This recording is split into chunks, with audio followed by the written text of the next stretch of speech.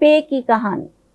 आज जो कहानी हम आपको सुनाने जा रहे हैं वो उन अल्फाज पर मबनी है जो पे से शुरू हो रहे हैं, और पे की आवाज़ है प।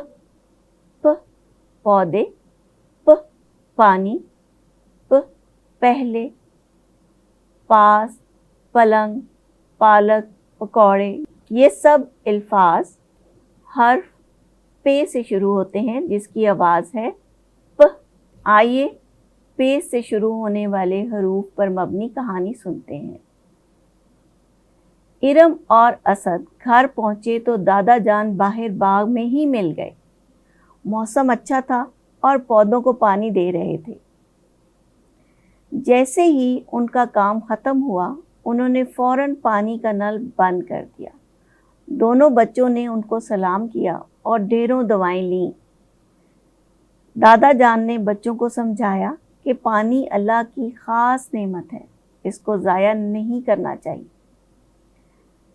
जब वो दोनों अंदर पहुंचे तो सब इनसे स्कूल के पहले दिन के बारे में पूछने लगे।